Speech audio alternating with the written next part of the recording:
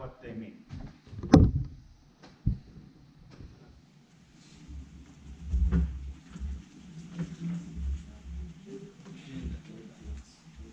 Have you seen these?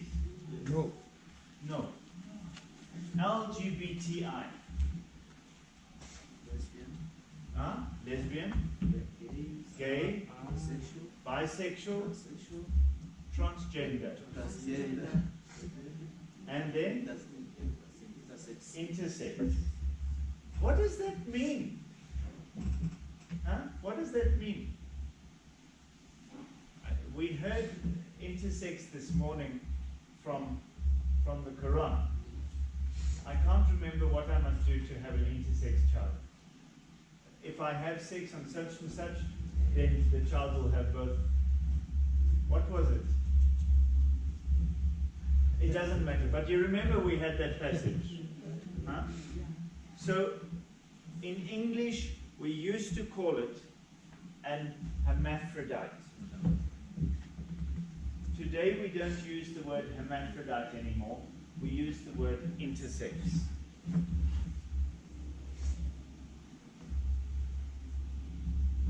Now, here's the reality. There are some children who are born intersex.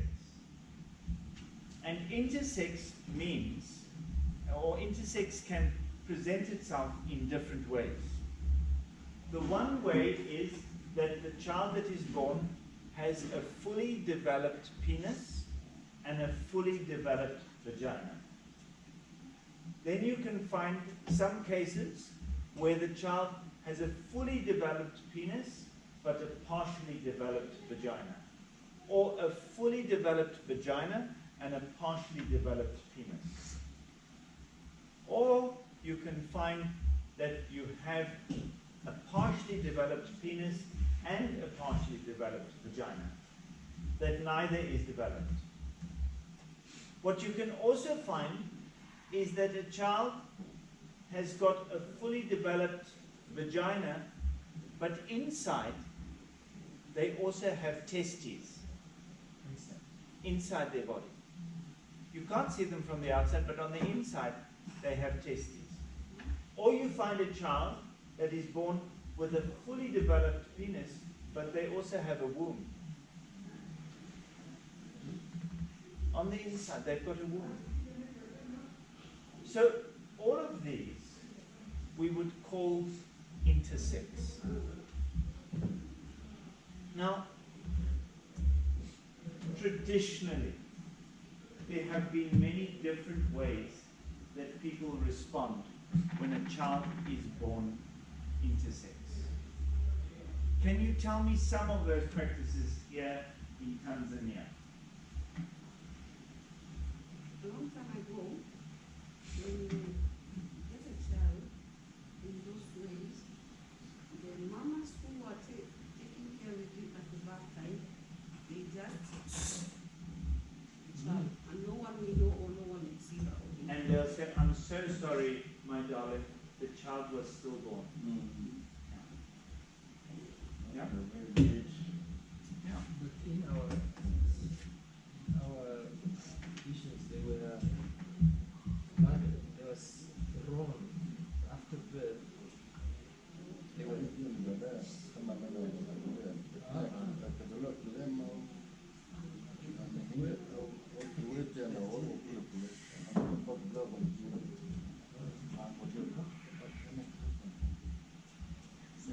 Last Sunday, there was a man who was baptizing his child, but they said that he was born with two.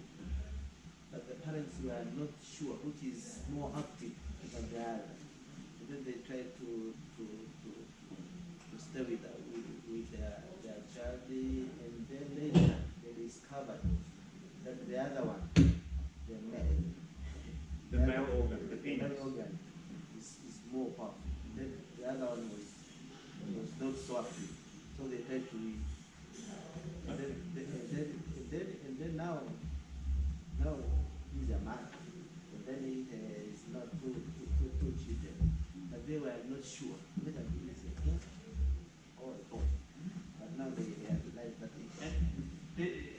what you're describing is a situation that is described in the Quran. Because the Quran says to you that if someone like this is born, the way you decide is, will the penis stand up? Huh? Does it work? Then it's a man.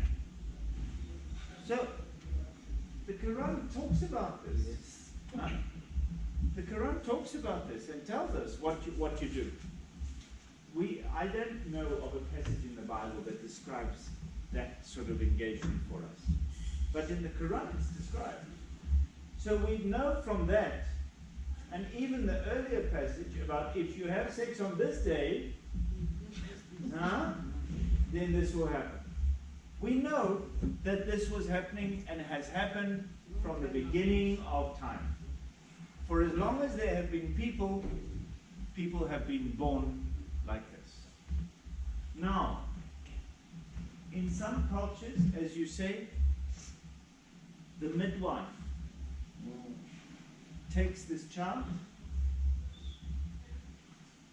This child is left to die. Or they will even just finish and bring the child back to the mother and say, it died. I'm so sorry. I'm so sorry for you.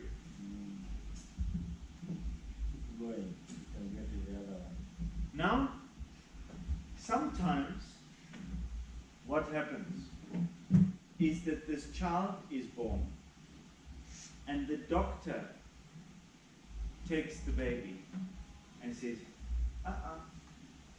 we've got a problem. And the doctor decides, should this be a boy, should this be a girl? And they take the baby away and they perform an operation even before the children, that the parents know. And then you go back to the parents and they say, I'm sorry, there was a complication at the birth and we had to perform emergency surgery. The parents don't even know that their child was born intersex. All they have is the child that is given back to them, now either with a penis or with a vagina. Sometimes you have the situation that the doctors or the nurses will come to the parents and say, look, this is the situation. What do you want us to do? Should this be a boy? Should this be a girl? And then maybe the parents say, well, you know, we've always wanted a son, and we've only got daughters, so we'll have a boy. Or maybe they say, we want a daughter, or whatever, you know. But they make a decision that's based on I don't know what. But the decision is made, and then the operation happens. But then sometimes you have the situation that you have described, where they let the child be. And when you know what's going on, then you can make an informed decision.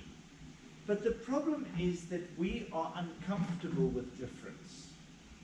So it's not nice having a baby who has both a vagina and a penis. Now, do you call this baby John? Or do we call her Elizabeth? We don't know. We don't know. So maybe you just call the child Tony because that can be either feminine or masculine. We don't know. And we feel uncomfortable with difference, so we try to impose gender on the child. You will be this or you will be that. Now, here's the problem.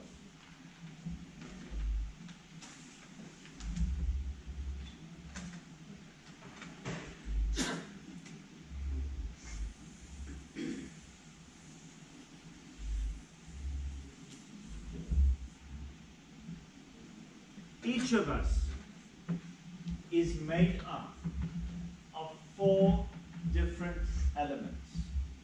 These 4 different elements won't necessarily always line up the way that we want them to. But these 4 elements are this.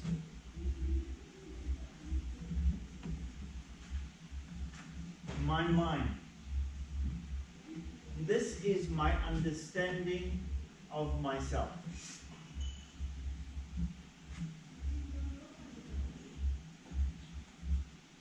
My heart. This is the one that I love, or the one that I am attracted to.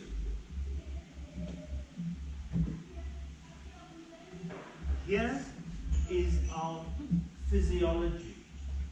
And this can be either female or male or intersex.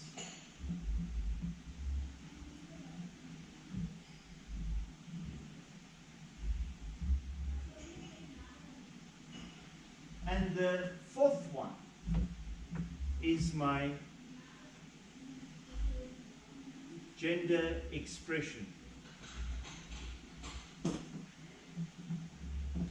And in terms of my gender expression, it's the way that I present myself. So, in terms of this gender expression, I've said to you, I'm cooking dinner up there. Now, for many people, that would maybe suggest that it's a gender expression of femininity. That's a female gender expression. But this is more to do with the way in which I carry myself, or the way I dress, or things like this. So maybe sometimes you find men who wear clothes that you might say, I'm not sure, is that male clothes or is that female? I'm not sure. And sometimes you might find a woman who dresses in a way that you think, I think that looks a bit more like a man than like a woman. But this is our gender expression. The way I think about myself is, how do I identify myself? This is my gender, my gender understanding of myself. Do I think about myself as a man, or do I think about myself as a woman? And when it comes to people who are intersex, this is a very important stage. It's not just about, can the penis stand up or not? It's, does this child see themselves as male or as female? What is their understanding of themselves? Because clearly each of us has an understanding of ourselves. Have this law. So were there those laws in Tanzania before the British came? No. It's the British who brought those laws. So then we also have to ask ourselves, what aspect of it is colonialization? And just because the colonies, the colonial powers said this, does this mean we have to just swallow everything? You know, we have to ask these questions. And if it's only the British colonies who are sitting with these things, why? What was their society doing that they had these laws? I don't know. You know, that's not a study that I've done. But I do know that of all the countries who have laws prohibiting certain homosexual acts, the vast majority of them are British colonies. The vast majority. So now I want to give you an example of one of the reasons why we talk about these things. And it comes from my country, from Namibia. And in the south of Namibia, you know, Namibia is a very big country. It's a very, very big country. It's even bigger than Tanzania. It's bigger than Tanzania. Yeah. But Tanzania, you have how many million people? We're heading to 55. You're heading to 55. So Namibia is a bigger country. We have a population of 2 million. Huh? Yeah. 2 million. Don't worry, we have sex there as well. That's not why we're so small. But in Namibia, you can think then that it's very rural. Huh? There aren't big cities. The biggest city is Windhoek. And in Windhoek, it's only 500,000 people. Huh? It's like the size of Arusha or something like that. Even less than Arusha. Hey, it's smaller than I thought. So that's Namibia. So in the rural areas, it's very rural. And people hear messages and they respond to them. So in the south of Namibia, in a town called Kettmanshoop, there were a group of men. And these men called themselves the Damara gender benders. Damara is one of the tribes. So we have in Namibia, we have the Damara, we have the Nama, we have the Khoisan, we have the Oshabambu, the Herer. It's not anything like the groups you have here. And so these people called themselves the Damara gender benders. And they were a group of men there in the south of Namibia, in rural Namibia, who were dressing like women, walking around and doing their thing. And then they were visited by a Catholic priest who was doing HIV work. And he went to them, speak to them, and he said to them, "Are you people safe?" And they said, "What do you mean?" And he said, "Are you having safe sex? Are you being safe in relation to HIV?" And they said, "Yeah, we're being safe." He said, "What is safe for you?" They said, "We only have anal sex. You know? We have no vaginal sex, we only have anal sex. So we're being very safe." He said, "Why do you think this is safe?" He said, "Because all the prevention messages are about having vaginal sex, so we stay away from that. We're being very safe." He said, "Maybe you need to test." And when they tested, every single one of them was HIV positive. Everyone. But now, you know, you have to ask yourself, whose fault is that? And if we don't give prevention messages that cover everybody, then in which way do we save lives in relation to HIV? And this is the problem when we're talking about Tanzania as well. Because we're aiming at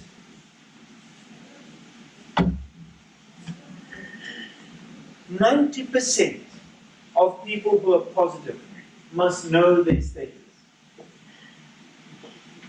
UNAIDS brought out a report. It's a book that's thicker than this, and it's big. It's called the GAP report.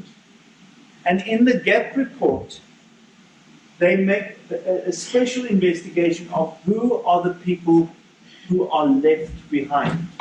When we're talking about 47% know their status, who are the ones who are left behind? Where are they?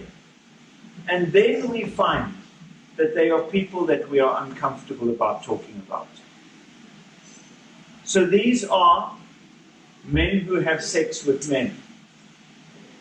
These are prison populations. These are people who sell sex. These are people who inject drugs. These are people in rural communities.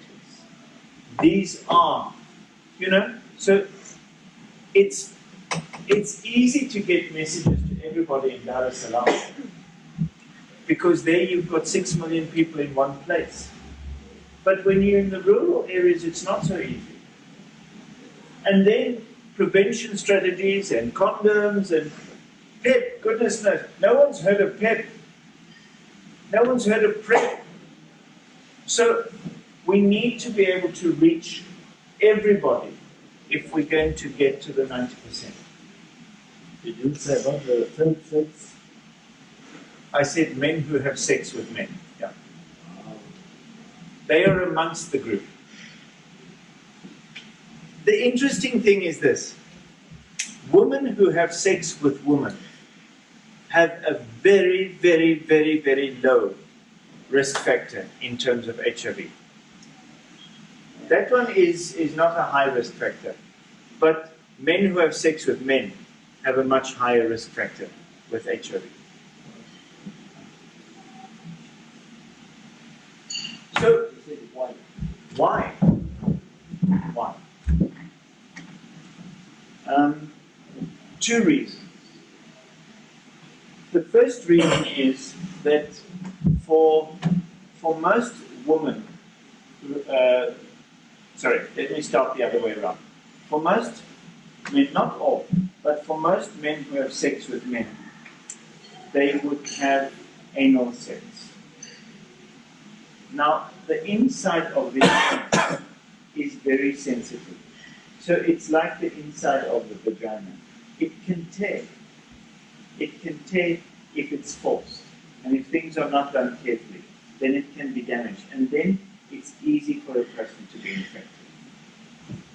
For women who have sex with women, generally speaking, when they are stimulating themselves or each other in the vagina, they will use fingers, or they will use their tongue, or they will use a toy of some sort.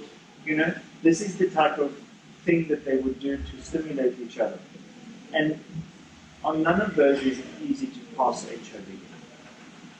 So the type of sex that women who have sex with women have is safer than the type of sex that most men who have sex with men have. Does that? Yeah. No? Yes? Sorry, I was seeing your hand. What does it mean, sex? What does it mean? If we think about the lesbians, they are not using, it's not about the penis. It's just about using the little stuff. So what does it mean, sex? Well, sex, what is sex? Huh? What is sex?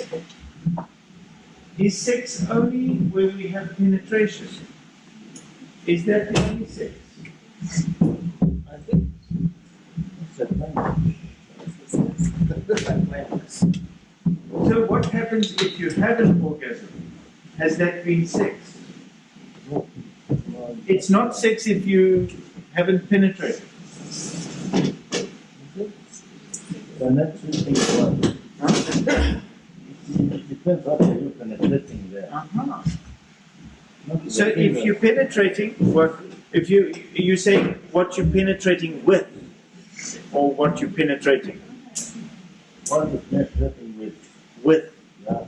So if the penetration is not with the penis, it's not sex. I think that's the game. But what happens if that game gives you pleasure?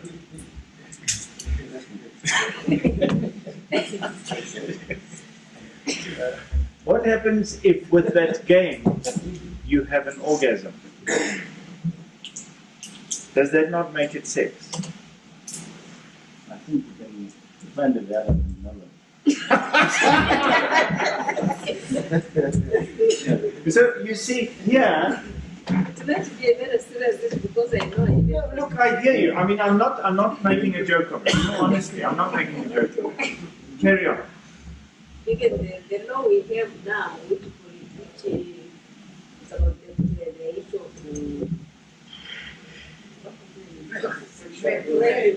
it talks about penetration. If there is no penetration, you cannot claim your. Now you see, this is the differences, huh? Because in Sweden,